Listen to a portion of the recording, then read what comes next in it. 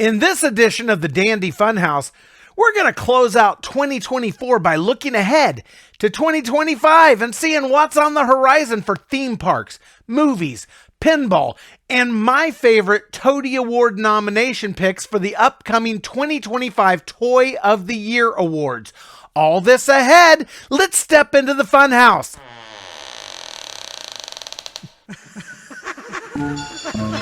Where am I? You just entered the Dandy Funhouse. Hello and welcome to the Dandy Funhouse 2024 year-end extravaganza, where we celebrate retro pop culture, toys and games, and all the fun stuff. I'm your host, Neil Dandy, and while most shows are just mailing it in this time of year and giving their audience a best of mishmash of stuff they already did over the past year, this show is instead going to take the opportunity to look ahead into the new year of 2025 and explore the most exciting things on the horizon. But first, I have to show you these futuristic Dandy Funhouse t-shirts. They do have a front and a back so you don't get cold, and we even cut 4 holes in them with the nastiest pair of scissors we could find. 1 to crawl your body into, 1 to stick your head out of, and 2 to poke your arms through, all because we care.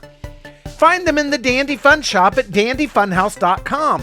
And while you're there, be sure to load up on all the go-go juice you'll need for the new year with our Coffee Badger t-shirts, mugs, and bags of harshly ground dark French roast coffee. You don't have to love France to love their harshly ground coffee, but it helps. Just get your wee over to dandyfunhouse.com and get busy. All right, let's get into this new year we're staring down the barrel of. There's a lot of amazing stuff on the horizon, and we're going to explore that right now, starting with theme parks. And I'm going to start with the big thing everyone's talking about because it really is the attraction that's sucking up all the oxygen in the room as far as theme park chit-chat goes, and that is Universal Studios Orlando, Florida Epic Universe. Now, this is a brand new theme park located adjacent to Universal Studios and Universal Islands of Adventure, and it's going to include 5 different specially themed areas: Celestial Park, Dark Universe, How to Train Your Dragon, Isle of Berk, Super Nintendo World, and the Wizarding World of Harry Potter Ministry of Magic. Let's just cut to the chase here and talk about the really interesting part of this new theme park, and the only part that makes me want to visit it: Dark Universe. Now, this is a special land within Epic Universe that's dedicated exclusively to the classic Universal monsters Frankenstein, Dracula, and the Wolfman. Sorry, not much love for Mummy or Creature of the Black Lagoon, but hopefully at some point they're going to recreate the movie theater attack from the Blob. Now, that would be cool. Okay, but anyway, first off, we've got an incredible looking ride called Monsters Unchained, the Frankenstein Experiment. And this one takes place inside Frankenstein's castle. Dr. Victoria Frankenstein continues the work of her ancestors deep below the family estate. A demonstration of her experiments to control monsters goes awry when Dracula leads a revolt of enraged monsters, including Wolfman, Mummy, Creature from the Black Lagoon, and more. Then we have Curse of the Werewolf. Now, this appears to be a roller coaster where you ride in gypsy wagons to escape a pack of hungry werewolves. The animated tour of the Dark Universe land shows these cars spinning freely from side to side. It's got a top speed of 37 miles per hour, so as long as you can handle the werewolves, I think your pops can probably handle this one along with you. There's also the Burning Blade Tavern. Now, upon first viewing from the outside looking in, this appears to be fashioned after the climactic final scene from Frankenstein, where he supposedly meets his end in a burning windmill tower. It is indeed an eatery where you get burgers, dogs, and bratwurst and wings and pretzels, but just the fact that they have the burning windmill from Frankenstein actually on fire is blowing my Franken mind. Now, another eatery in this portion of the park is Das Steakhouse, Stake. This is apparently the more upscale dining option in the area, and it's vampire themed, and it's filled with vampire artwork and artifacts and looks like a dungeon. And there's also Darkmoor monster makeup experience. Now, this looks like a laboratory where you, the visitor, can yourself become one of Dr. Pretorius's mad experiments and be transformed into a werewolf, vampire, mummy, or Liz Cheney. So basically, 2 rides, 2 places to eat, and a makeup shop. You're not likely to spend your whole day in Dark Universe, but if the other lands, especially Nintendo World in this park, interest you, then this very well might be worth your hard-earned theme park dollars. Now, regardless, you got to visit the Universal Orlando website and see the animated tour renderings for yourself. It's really cool. Trust me on that. All right. Let's go to Sandusky, Ohio and Cedar Point. Now, if you know anything about Cedar Point in Sandusky, Ohio, then you know this is the mecca for all things roller coaster. Now, I don't usually talk about coasters on this show, but they've got a new one coming out for 2025 called Siren's Curse, based on the mythological Lake Erie lore of the Sirens of the Lake, who lured sailors to their doom with their sweet, seductive songs. Okay, a sea monster themed roller coaster, what's the big deal about that? Well, this particular coaster is what's known as a tilt coaster, meaning that the cars come to a ledge where the track ends, and then the entire track the riders are on tilts forward until they're looking 160 feet straight down. The track then connects to another section of track below, which is also straight down, and plunges you in a free fall at pretty much the highest rate of speed possible. Maybe some of you enthusiasts have seen tilt coasters before, but I've never seen anything like this, and it looks freaking sick. Okay, 2025 also marks the 40th anniversary of Dollywood in Pigeon Forge, Tennessee. Of course, there's going to be all sorts of special shows going on for the year-long celebration, but I'm really not noticing much new here, except they're touting a bigger and more spectacular drone and fireworks show.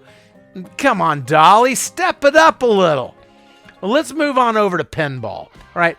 I've been trying to find some lists of the best new pinball machines we can expect in 2025, but in my online research, all I'm finding is old articles about 2024, and search results are otherwise clogged by some website called the Pinball Spot with misleading headlines and what appears to be articles written by AI that don't deliver the promise of the headline. Not sure how the search engines are allowing this, but it is what it is.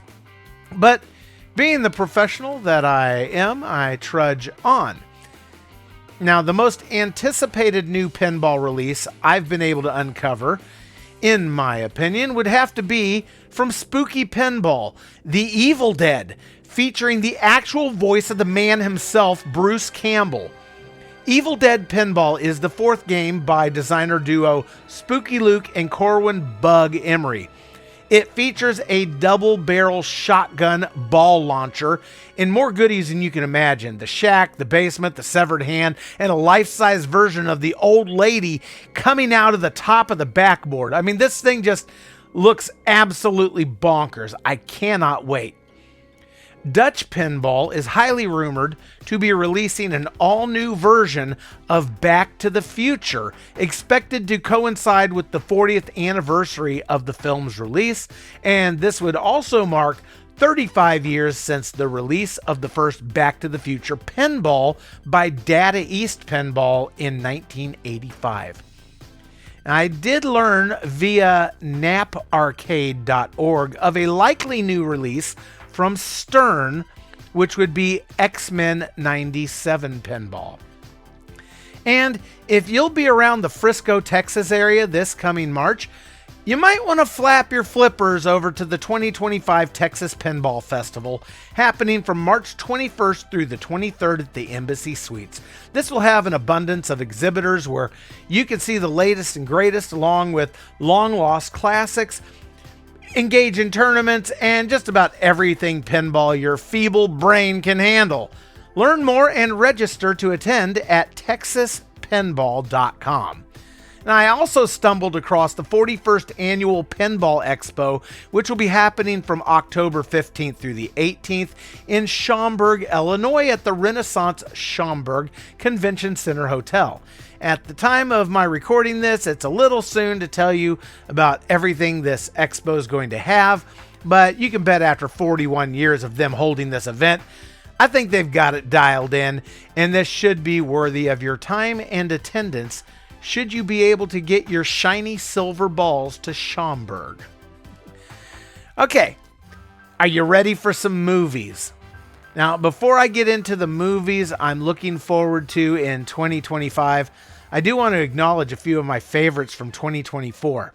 First off, Joker, Folie à Deux with Joaquin Phoenix and Lady Gag. Don't groan. This movie was panned hard.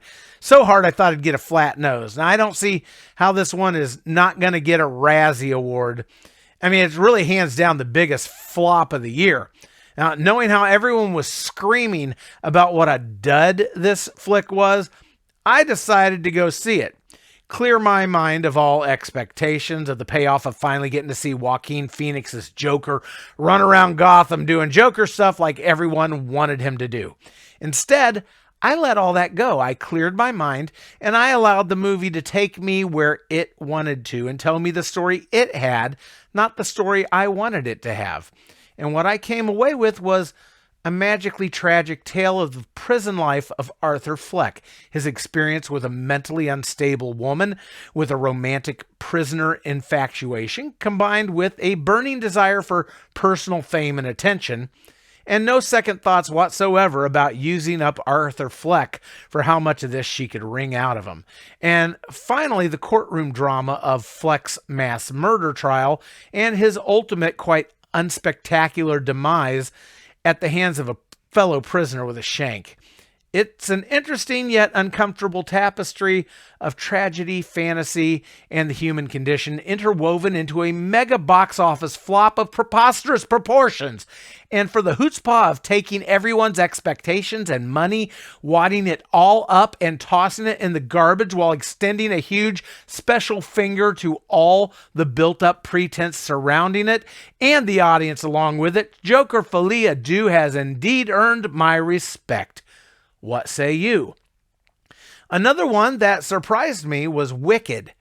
I didn't expect to like what I thought was going to be some silly chick flick. I tried not to like this, but I did. This is an adventure, a massive undertaking from the visuals to the acting to the music, and it's filled with performers that I don't like, and they're blowing it all out of the water anyway and shoving their raw donut licking talent right in my face and making me eat a heaping helping of spectacle pie whether I want to or not. This movie abused me, and I liked it.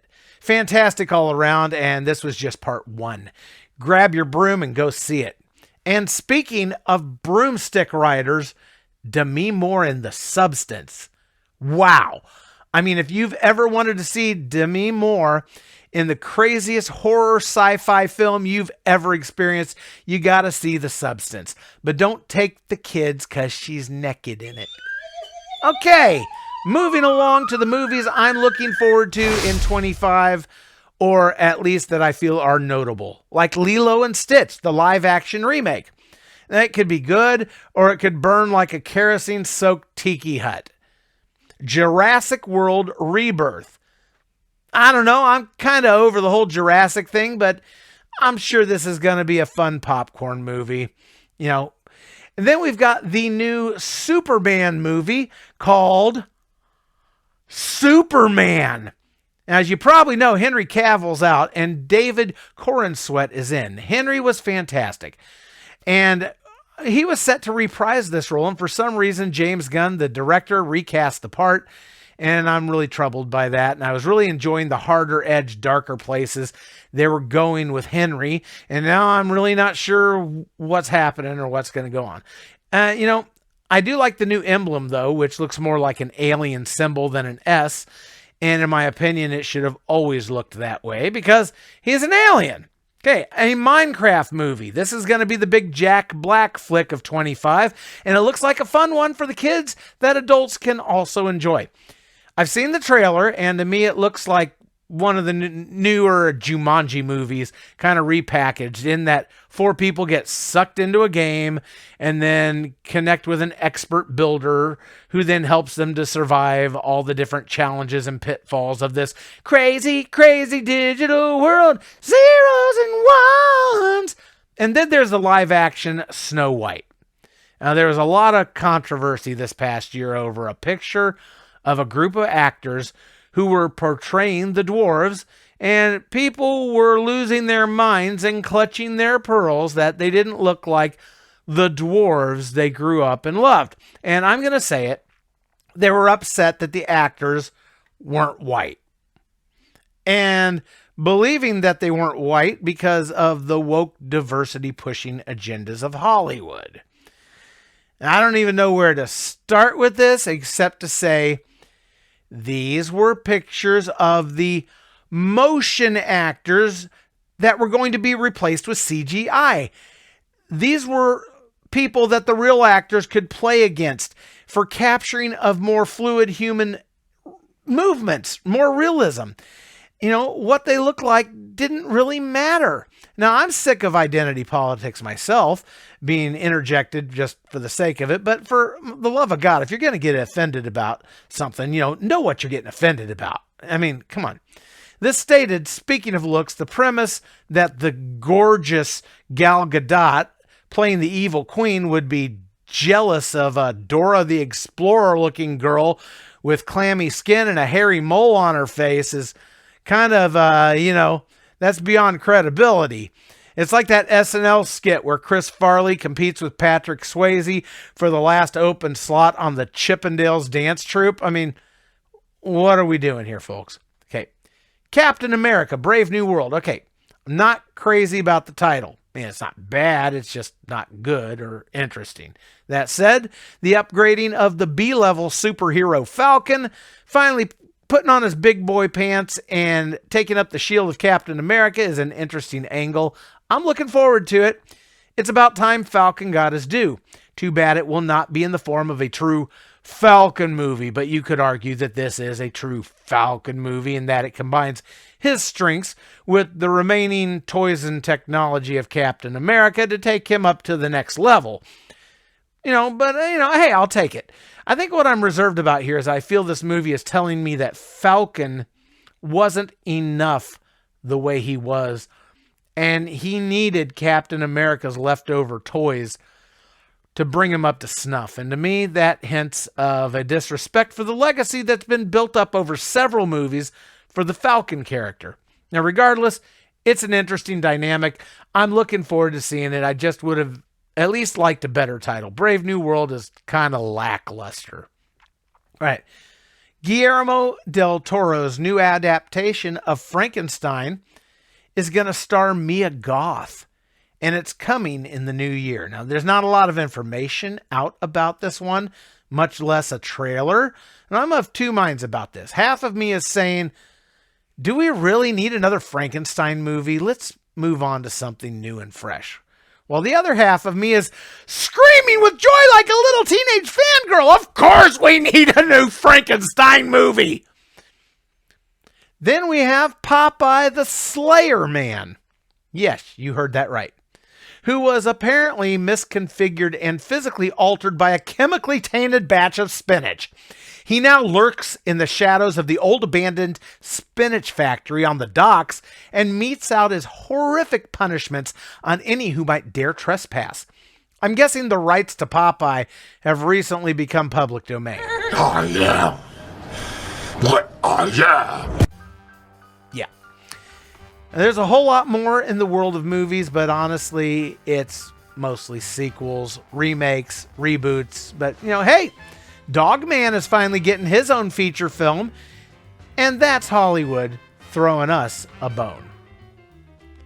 Let's move on to 2025 toy industry news, okay? It's a little tough to get a list of next year's most anticipated toys when we're in the middle of Christmas season right now. So in the toy category, what I thought I would do instead is let you know some of the most interesting toys of 2024 that are currently nominated in various categories for a coveted 2025 TOTY Award, Toy of the Year. Action Figure of the Year. Probably the coolest nominee in this category I found had to be the Godzilla X Kong 13-inch mega figures by Playmates Toys Incorporated. How can you go wrong? In the collectibles category, the one that caught my attention, the most would have to be Teddy Bears Plush in Coffin by Innovate Academy, which are cute little stuffed bears that come in coffin-shaped boxes, and I suppose the idea is for kids to get comfortable cuddling corpses.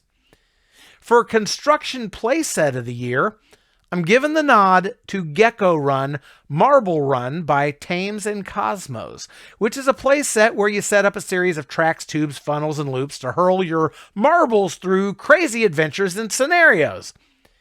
In the category for Creative Toy of the Year, I'm liking the Clixo Tropical Birds Pack by Toyish Labs, which consists of various colorful foam parts you snap together to create your own flock of tropical birds. Now, come on, that's unique and interesting.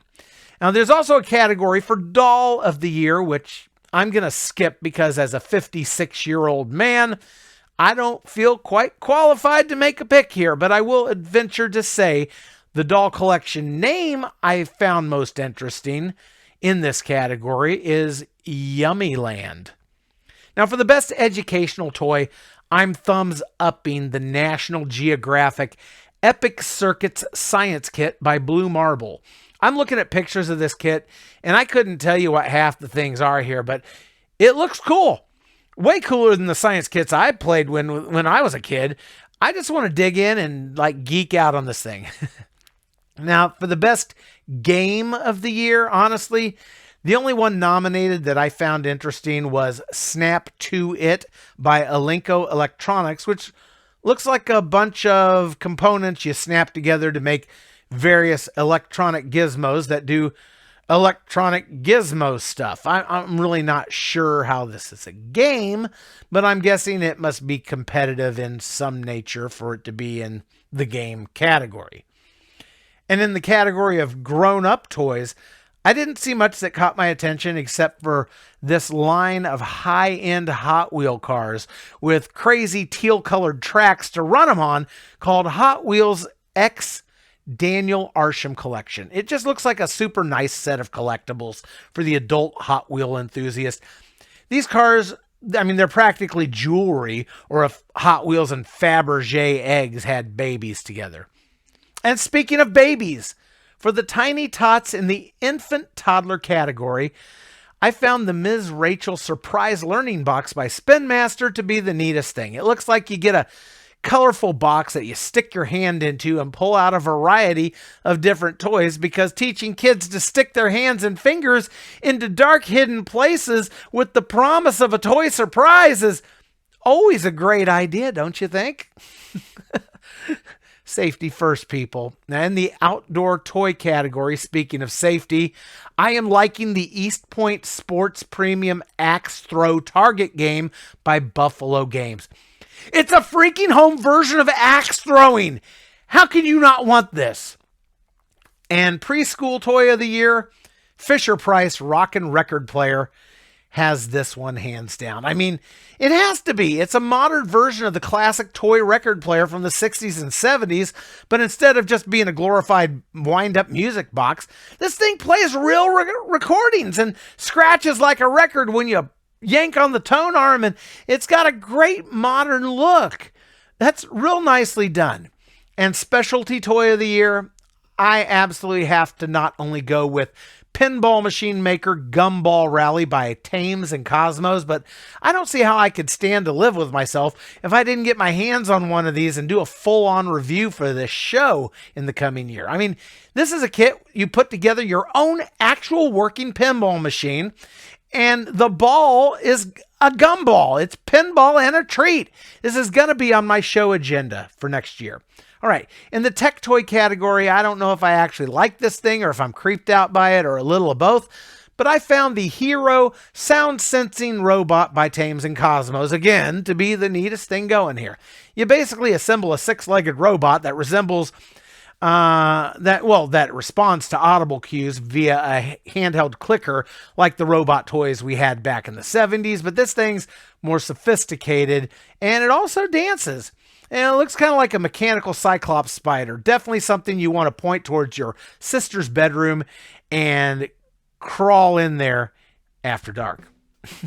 And that's our look ahead at all the amusements to watch for in 2025. What are you looking forward to? Let me know. If you're enjoying this episode on one of the socials, leave a comment. Otherwise, you can email me at neil@dandyfunhouse.com. I don't usually like doing retrospectives, but I am going to look back at 2024 for just a moment here and would like to say my favorite episode was undoubtedly the Halloween episode.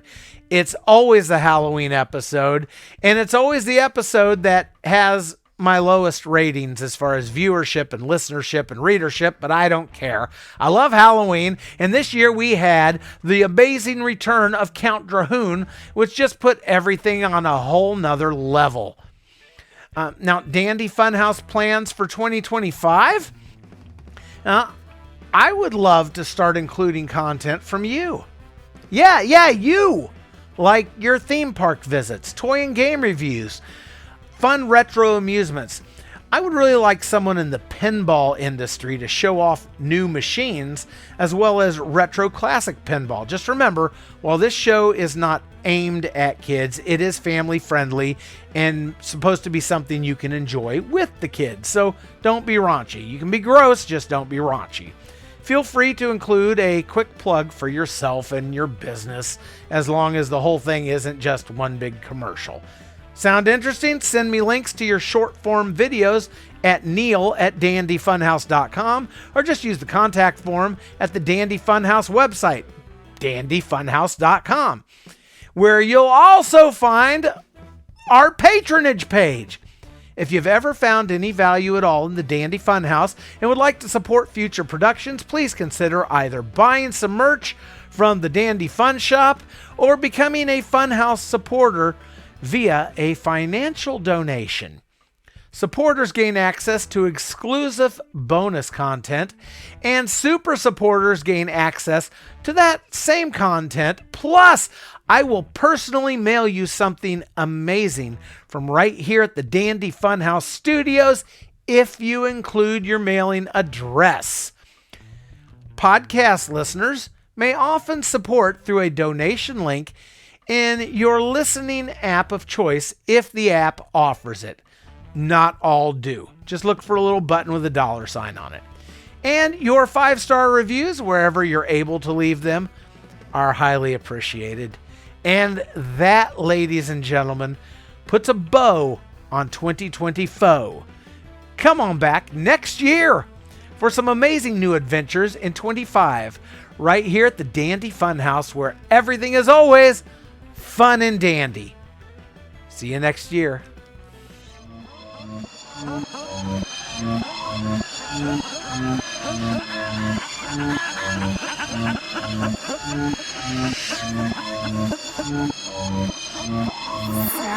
Selamat meesterders. Ja, maar